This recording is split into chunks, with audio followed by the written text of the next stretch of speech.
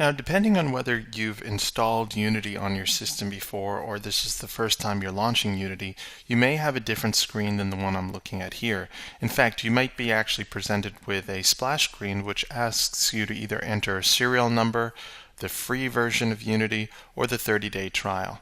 Now, nothing that we're going to go over in these tutorials is specific to one of these versions, the Pro version, the free version, or the 30-day trial.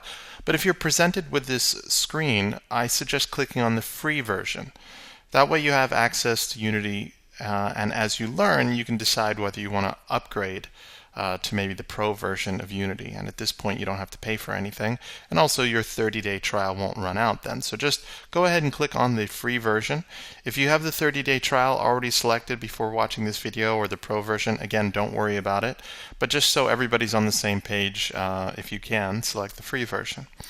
Also, if it's the first time that you're launching Unity, you may have an interface that looks pretty much like mine right now. Or if you are working in a school or on somebody else's computer that have already used Unity, then you might have a very different screen with the project loaded in. So in this video, I just simply want to take a moment to get everybody on the same page. The first thing that we can do is go up to File and down to New Project. This is going to create all the different project folders that you needed, so we'll click Create New Project. Unity will take a moment to reset itself.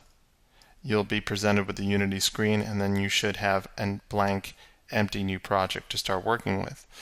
Also, if someone has configured the different windows that are here inside Unity, it may again look very different than what I'm working with here, and we want to all be on the same page.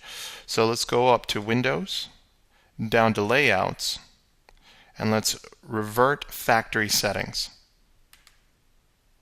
Click Continue, and then Unity will revert back to the factory settings as far as the window layout is concerned.